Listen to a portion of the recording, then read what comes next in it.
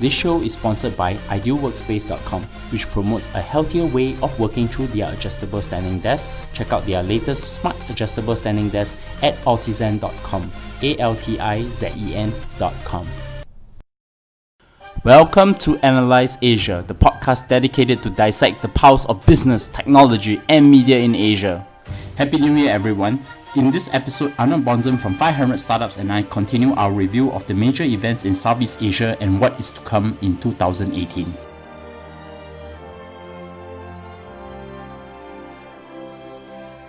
Welcome back. And with me, Arnold Bonzem, venture partner at 500 Startups and co-founder of Bet on the Money. We did the first part on Southeast Asia. I mean, maybe this is because this is my territory. I'm just joking. So we needed to do a two-part. And I think the question now is that we want to go into the event 4. And then this is probably a big topic because I'm getting, 5 years ago, if I talk to somebody from China, they have no interest in Southeast Asia.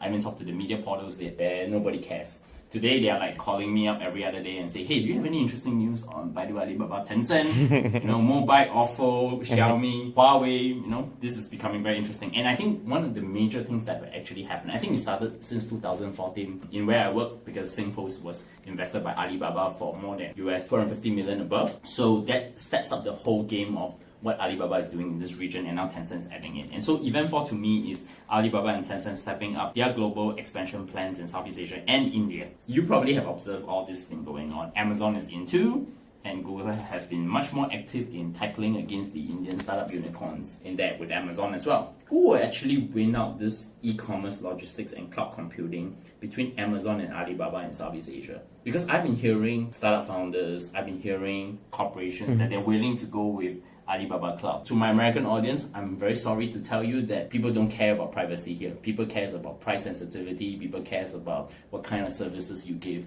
in this region. So where do you think this will go?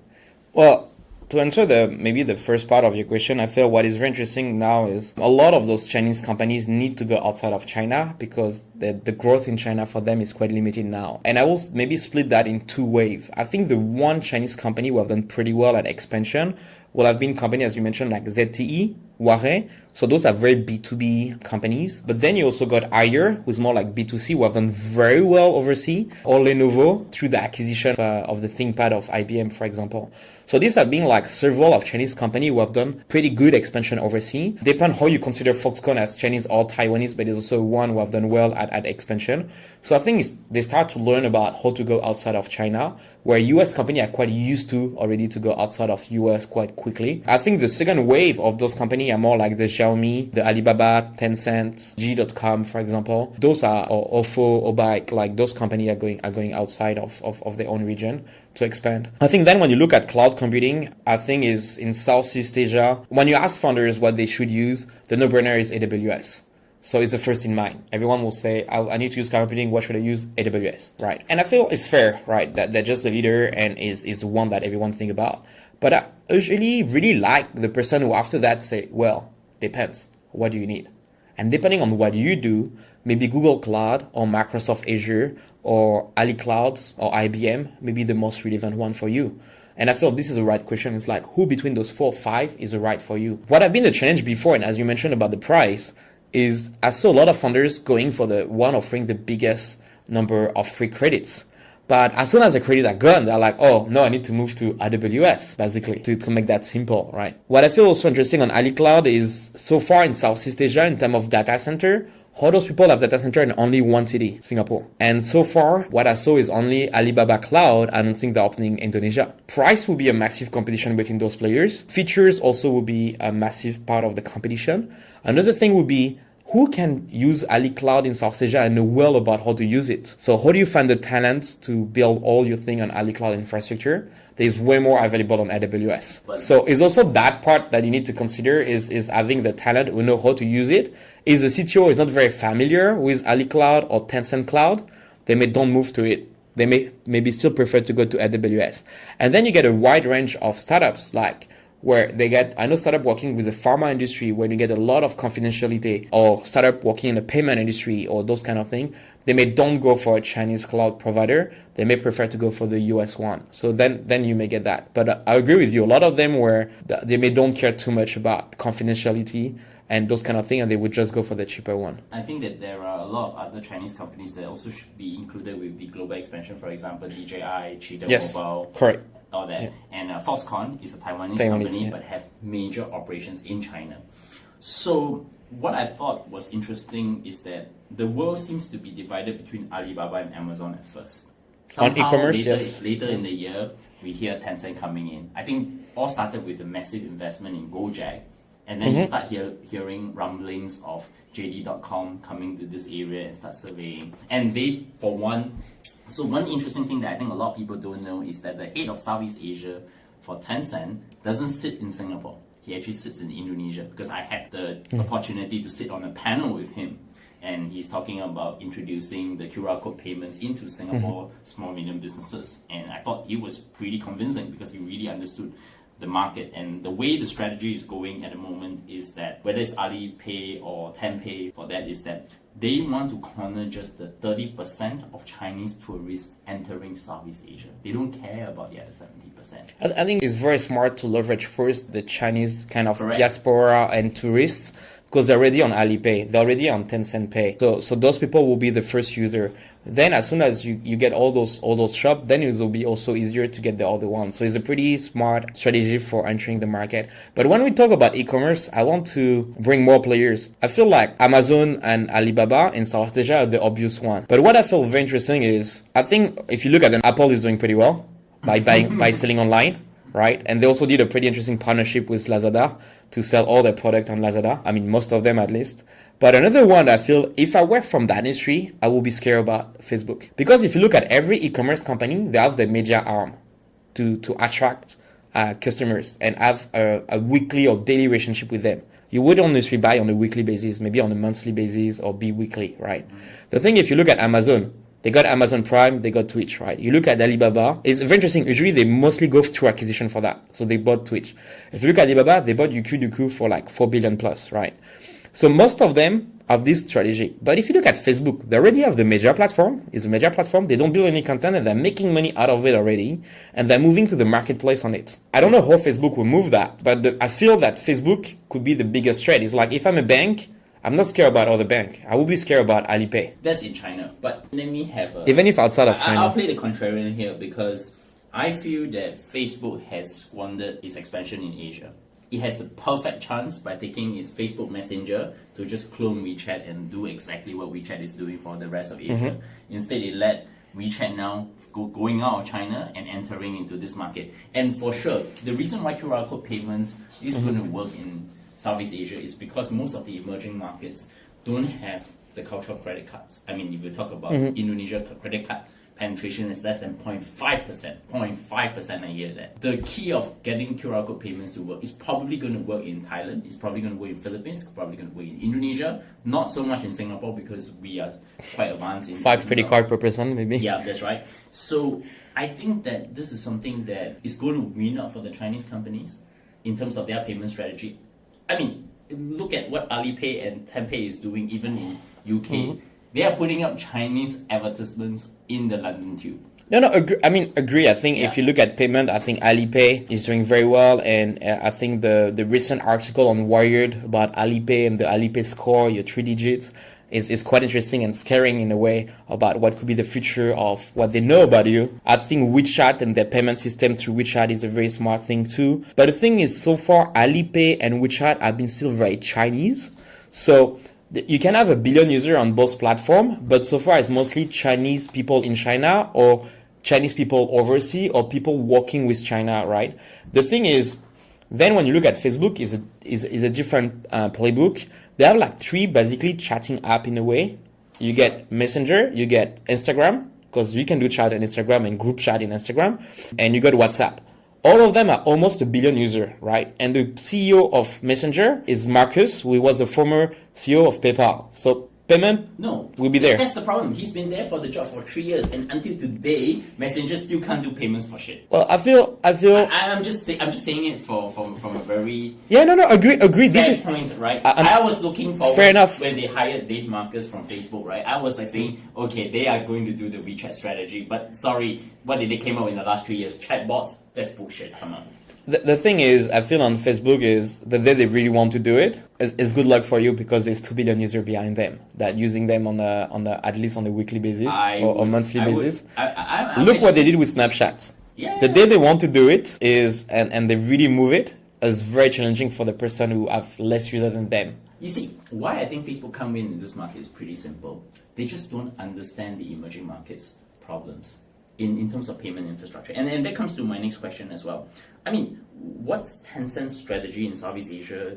And because they're entering with JD, they're entering with Garena, they also have investments with all the various messaging apps in the region. So they have to take on not just Alibaba, right? They also have to take on Amazon. They just have to take on Google, Facebook, all at the same time. And it seems to me that their strategy seems to be, let's go for the largest market. I mean, they even bypass Singapore, although they may have a small presence in Singapore.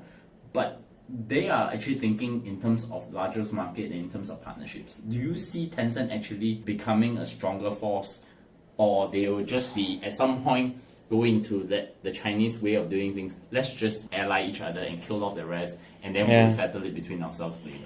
I think, first, I'm a huge fan of Tencent. I really like what they do. They're very low profile. The CEO Pony Ma is quite low profile too compared to Jack Ma. I think a lot of people know Jack Ma is CEO of Alibaba.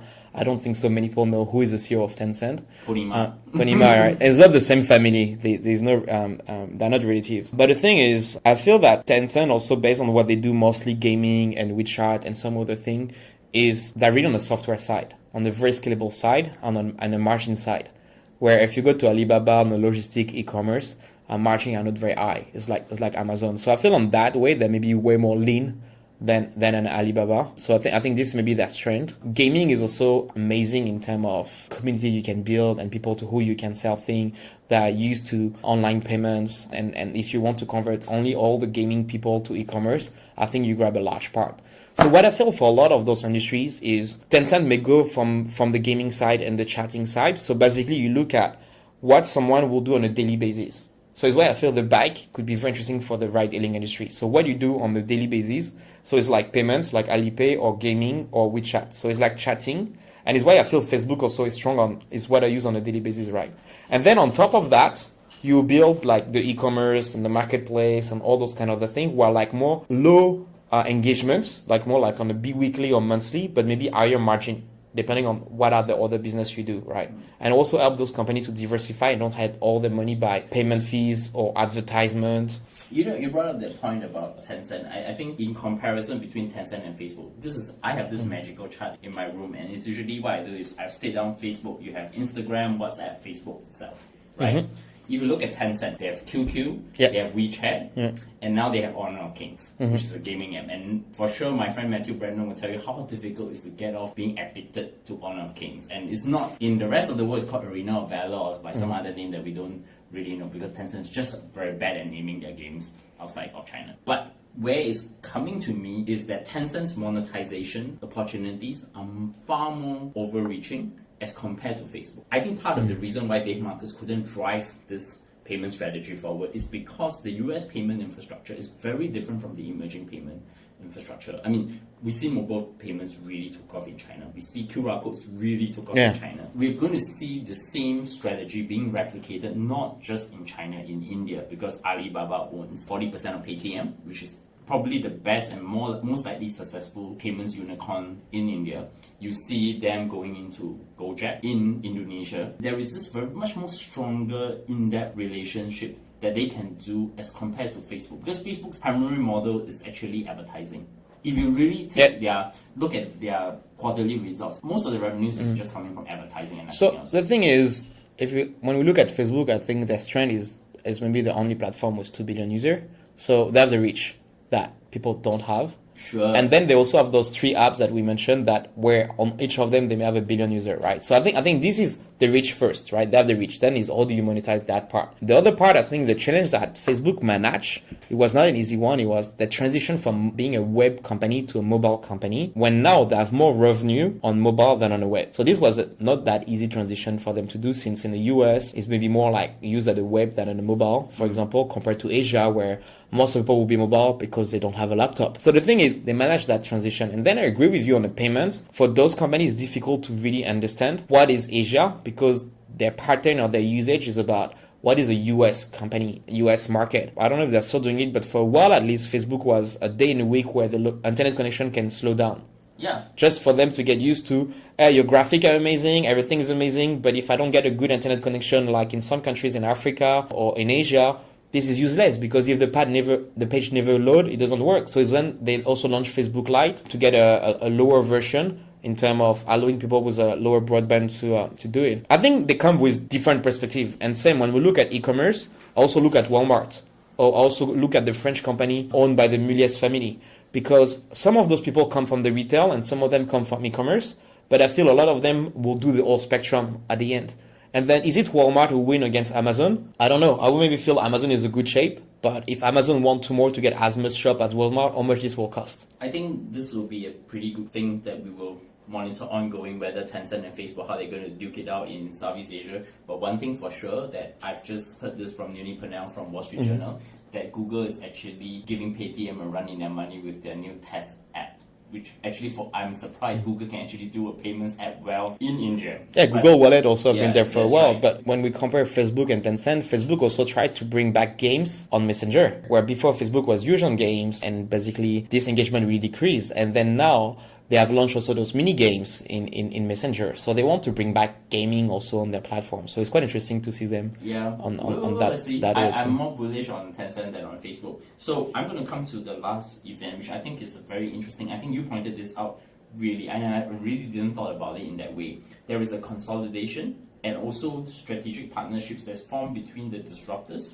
whether it's Uber, Grab, and the incumbents in Southeast Asia. For example, incumbents means the traditional taxi companies like ComfortDelGro. And I think that there is a very rich part of the conversation that's actually not drawn out. And I would like you to tell me about what is the observation in Southeast Asia. I found like several of those kind of partnership. What I find interesting is usually you just feel like the new company, the startup will just come and disrupt the old company, right? And what is interesting also is to see like how the company like Alibaba and Tencent behave. Alibaba usually go for acquisition, right? So if you look at Alibaba and Lazada, they put 2 times $1 billion, but at the end they own 83% of Lazada. So they went for acquisition. Where Tencent is more on a partnership strategy. So for example, they did also these joint ventures in Thailand with Ugbi. So Tencent usually is more like partnership and Alibaba is more like looking at acquisition. It's different behavior, also different DNA in terms of companies. But then what we also saw is like a lot of those new companies are also looking to partner with those incumbents. So for example, for distribution. So if you look at Uber, they in a way I will say they're old because it's already like 8 years plus old. When they come in Singapore, they need cars. So they also did a partnership with Smooth, right, to get car for their driver. Or if you look at Ant Financial, they also, or Mall, they have partnership with 7-Eleven because they need to distribute also their product. So, and they need to rely on retail also sometimes. It's not everything online because some people maybe they need to pay cash and the online means usually credit card or debit card. Processing for them is Nets in Singapore for Alipay in the last few years. Yeah. And then you see like partnership like family businesses like the Lipo family in Indonesia did a partnership with Grab. Or you see Gojek doing a partnership with Bluebird, so the one of the leadership taxi company in Indonesia, right? Or you see recently Uber also selling their a large the majority stake in their rental car company to ComfortDelGro, right? Yeah, so that's a US $400 million deal, and to be honest, in Singapore, $400 million deal between Uber and ComfortDelGro. So if you think the market is small, sorry, the deals are very big, much bigger than what you have seen in Indonesia. You see, like, for example, initially SpaceMob, a co-working space, did a partnership with Ascendas. That's right. So you get a real estate company here doing a partnership with a new company. And then SpaceMob got acquired by WeWork, right? So then we go back to the talent war. So is it WeWork acquiring SpaceMob for the talent? Must be one of the reasons. Same, you see Google who bought Pi. Must be more for the talents. Maybe we'll start to see a little more of Acquired. Like Carousel have done several Acquired too. That's right. To get some teams. One interesting part of this is that you don't see that in the US and in China. In China and US markets, you tend to see disruptors are very anti-incumbent. I mean, Amazon and Walmart, I think, is the best example, right? They are literally on each other's toes and they are trying to go into each other's territory. You see China, I mean, Alipay and Tenpay, which Alibaba and Tencent, what they are doing is they are totally disrupting the banks. In fact, the traditional banks have not much digital strength at all. They are very dependent on Alipay and Tenpay at the moment. So, and this is also happening in the insurance industry in China. It's also happening the same thing in the US. But I think Southeast Asia has this very strange dynamic that's going on, right, between the incumbent and disruptors. Because even if like US company will do partnership here, for example, Disney signed a partnership with iFlix, right, in Malaysia. Yeah, that's right. Or for example, another very interesting one is before the launch of Amazon, you got this partnership called LiveHub, which I subscribed because it's kind of definitely a no-brainer. You got Taobao, Lazada, Redmart, which all of those companies are basically Alibaba, partnership with Uber and Netflix to create this partnership to be able to compete against Amazon Prime. So then you get a mix between US companies like Uber and Netflix partnering with Chinese company, again, a US company. So you start to see, like, I think it's because also the war is they want to go fast. And if you want to go fast, it's easier to do a partnership than try to build by yourself. What I feel very interesting is when you look at company like basically Facebook, Amazon, Google, they don't do that much acquisition in the region. I know they have some talk, or even if Airbnb, but it didn't been through. You know, the Chinese have a saying in the Romance of Three Kingdoms, which is actually the first line of that book, is that everything that will come together will break apart. Everything that will break apart will eventually come together. So there are a lot of alliances going on. Essentially, they will come to a situation where they will also break apart. Do you see these fractures will happen at some point? I think it's still early to say because a lot of those partnerships have just happened in the last 1 to 2 years. And several industries are doing it a lot, like the ride-hailing are doing a lot. I mentioned like SpaceMob and Ascendas, right? But you also got Collective Works with Capital Land. And Capital Land also have done partnership with several other players. So Capital Land is quite also a large player. I will say that the country also where I saw a lot of partnership is France. So France, for example, has a lot of partnership between corporate to engage with startups, for example. So I think you also get some cultures where people are more willing to do partnership and some cultures where people are maybe better at just with our own thing alone, and this is our way to do things. I think both have pros and cons. I think then is go back to what is the DNA of the company, what is the best match for you to grow it by adopting the right strategy. I think we have talked a lot about Southeast Asia in the past almost 60 minutes. And I think it's probably much more interesting to actually come into talking about what's going to be the most interesting things that will happen in 2018. Of course, stop short of the Uber IPO that's supposed to happen in 2019 as promised by Dara, but things may change. What are the predictions on Southeast Asia and particularly in the whether startup ecosystem or the corporates? On the startup side, when we look especially for Singapore, I think we start to see more, but I would like to see even if more like B2B startups because of the size of the market. I think you should focus more on B2B than B2C when you are based in Singapore, and also because of the costs of running a business here. So I feel I would like to see more B2B startups with also a global market. So for example, a company like Nugget, a company like Elind, those guys are really looking at the global scale, and I feel like we can see more company like that. There's also a lot of more and more like space company also coming out from Singapore. So a little bit more like, let's say, bullish company, but I think these also come with the maturity of the ecosystem, where now you can just build a new e-commerce company. You need to build something like more complex if you want to survive. It's just kind of a Maslow pyramid. Is if you're in San Francisco in Israel and you create a company, you need to be on top of what is already existing. I think the level is really like going up in Southeast Asia now. This is one thing, and also based on that, also see more VC like Wavemaker or Quagro being bullish about backing up B2B startups and having large part of not the majority of their portfolio in B2B. I feel also what we mentioned before, a challenge on attracting talent in the region, being able to attract and retain the top talent in the region. I think some government can play their roles on that part too by helping MNCs to set up their office here, having MNC also to do research and development here by attracting those kind of talents. For example, I found that one unicorn from overseas called Human Longevity, they have around like 50 employees according to LinkedIn in Singapore. Most of them are technical people. So it's not only you are unicorn, you set up your office in Singapore, it's a sale office, but you set up your office here and you build things here. Because those people may stay 2, 3, 4 years and then they will build something. Like a company like Palantir, very interesting. There's already some startup who have been built out of employees who are left Palantir to build their own company, like Orange, for example. So I think this is something I suspect we will see more coming in the next few years. Then you may get some alumni from Grab and Gojek building their own companies too, based also on what they may have learned in those companies. So I think we'll start to see that in 2018, but maybe more like for 2019 too. Expecting more funding for Series B and C. So it means maybe hopefully get 1 or 2, or even if at least maybe let's say 2, 3 VCs raising 100 million plus fund in the region to be able to fund like a little bit more like A and B startup at least, and potentially maybe some investors who are willing to do C and above. I think this will also helping to build the ecosystem here. And something that we start to see recently a little bit more is including by Lim Der-Shin, who is doing a class about angel investing with Dr. Wealth, or familiar with the partnership with Insight also to do some education for VC. I would like also to see a little bit more education for investors, being sure we don't see too much bad term sheet or bad terms or board meetings not run in a proper way. Hopefully we'll see more of those kind of things in the future. There was one thing I thought we have a chat before we actually started this conversation. It's about the upcoming payment wars between Alipay, Tenpay, Grab, Gojek, Razer, Garena, or C now. Because seriously, everybody, when you hear the word Garena, it's just talking about C. Okay? Yeah. I think Honest Bee is also involved.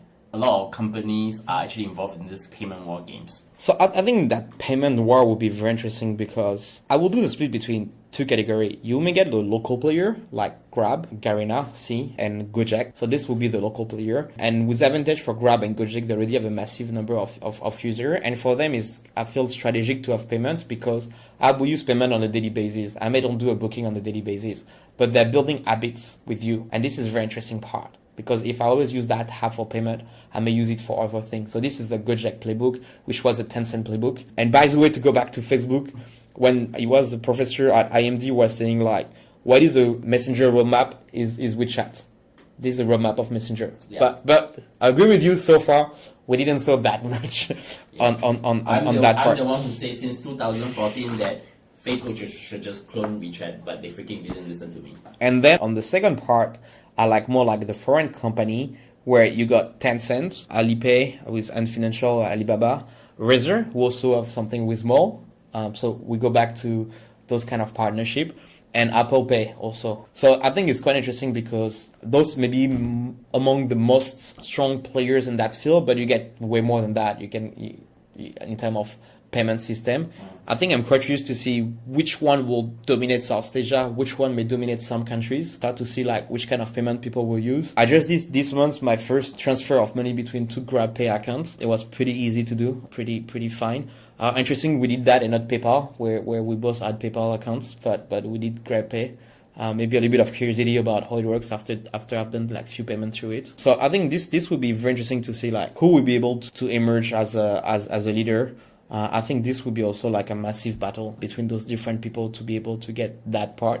And of course, Alibaba and all the e-commerce companies, Alibaba and Amazon. Let's see what Amazon do also on that part, if they're willing to adapt here and maybe do a potential partnership with GrabPay.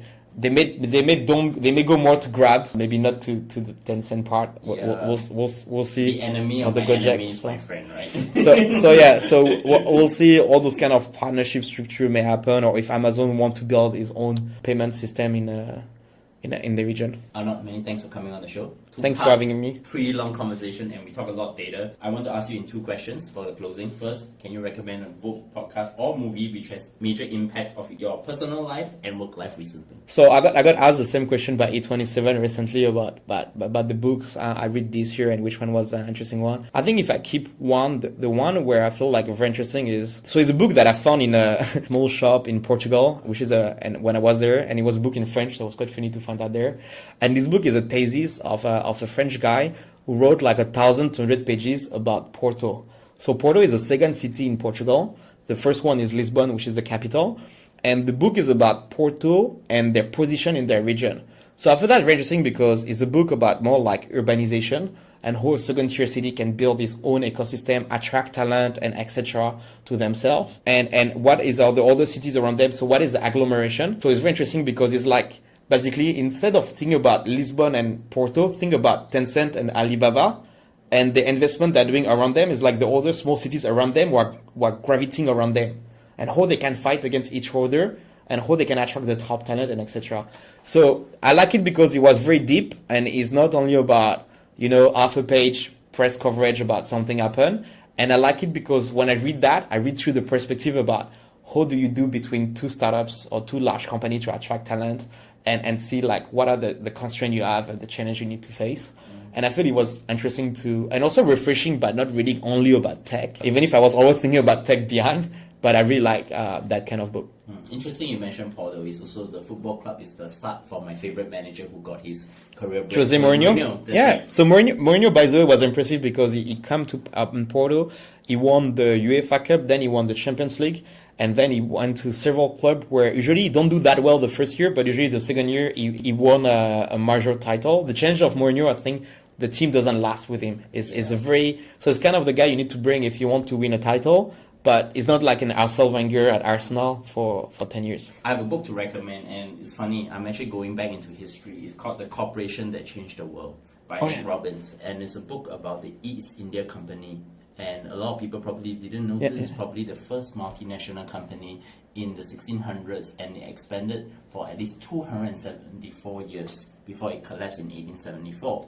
And basically, it builds on going to how they actually colonize other countries and how they expand. It gives you a very deep understanding of how does the first major multinational corporation actually work in the past, and then you try to relate in today's world with Google, you relate today's world with Alibaba, Tencent, and then Amazon, and then you start seeing, oh yes, there's some very interesting pattern. parallels, except unlike the guys of today, East India Company actually own a freaking army. So I think this is something that is worth thinking about. Well, instead of army, they own the data. So I think it's more or less the same. How do they find you? I think the best way to find me is mostly LinkedIn. So they can find me on LinkedIn as well as on Facebook and Twitter. And you can find me at Bernard Leong or at bernardleong.com. You can subscribe to us at Analyze Asia, ANALYSE Asia. You can find us on iTunes, Stitcher, SoundCloud, Acast, and TuneIn, of course, Google Play in the US market. Tweet to me, give me feedback, give us a 5-star rating in iTunes, or recommend us on Overcast. So, Arnold, once again, thank you for this 70-minute marathon with me. Than's for having me. And you're going to come back again, right? Coming back soon.